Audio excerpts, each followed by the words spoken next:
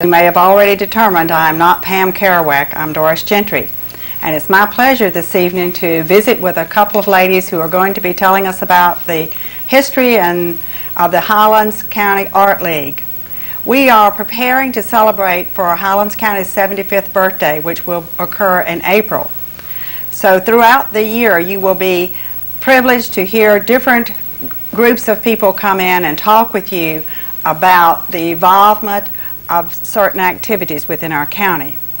And I would like to welcome tonight Elsa Kahn and Marge Richardson, who are experts in the life of the Art League and are going to tell us something about it. Elsa, when did the Art League begin, and what can you share with our audience about its existence? Doris, Marge and I had quite an evening last night talking about the early days, and I must tell you it feels rather strange to think that I've reached the age and stage where I might be considered a pioneer in the life of the Art League, but that happens to be the case. We were saying that in about 1966, several of us who at that time were eager to start artwork, to have instruction in the arts, had come together and had started meeting. We had determined, we had gone to the high school at that time, going into one of the classrooms as a group and learning from one another, and then eventually getting some instructors to come into the school and teach us.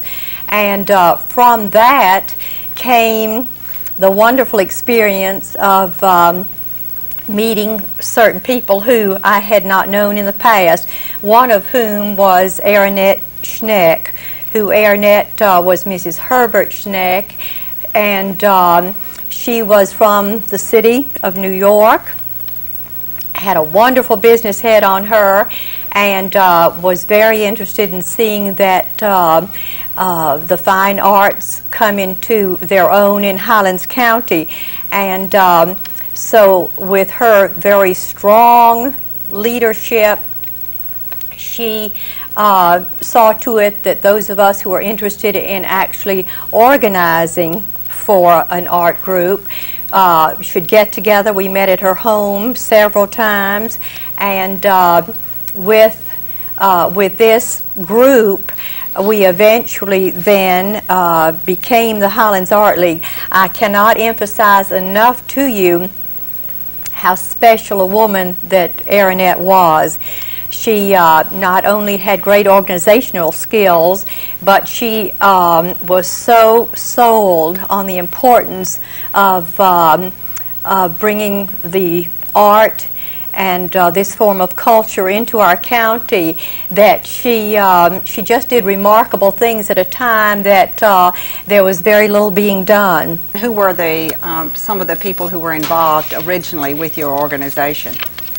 We would like to list those for you, because these were such very diligent, hard-working people. And so, Marge, would you want to? Okay, I'll start with, of course, Annette Schneck, Gaynell Suter, Lillian Van Hoos, Yolanda Hertquist, Ted Farr, Henry Cost, Dolores Repstorff, Maybelle Kruger, May Glover, Annie Laurie Twitty, Elmer Sherwood, Vernon Galbraith, Lillian Depp, Wilma Purnell, who was a school teacher, an art teacher in the county at the time, Gayla Durrance, Victoria Hull, Carol Feemy, and Elsa Kahn, as a charter member, also was our first vice president. So I'll let her tell the rest of the list. And also Dorothy Pfaff, Mary Beaumont, Frank Bryant, Herbert Schneck, Edna Mixel, Ruth Rudisell, Louise Gunther, Marge Richardson, Ozella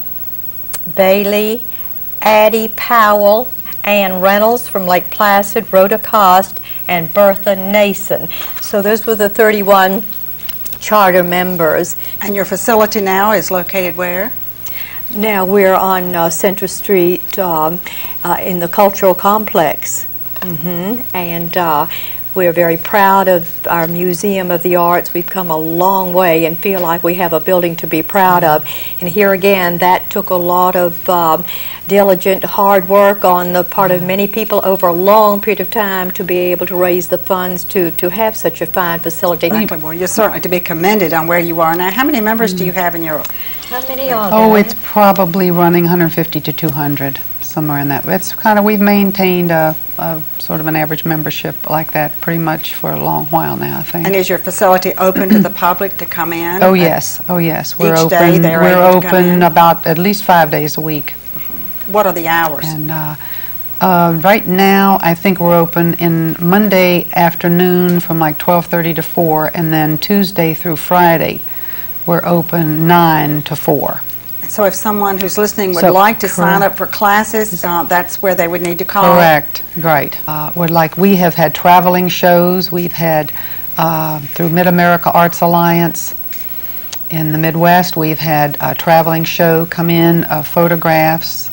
This was an excellent show of Western, kind of the Western pioneer scene, and we've had other one-man shows from people, artists around the state, a sculptor, other painters.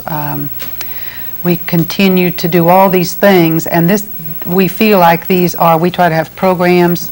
We have some slideshows. We have other programs that we offer at our annual meetings for anyone in the community to be able to attend. So we're always changing a little bit, but it's a variety of offering things to the public. Another thing I'd like to say is that the fun of art for a lot of people is just to be able to do something that they like.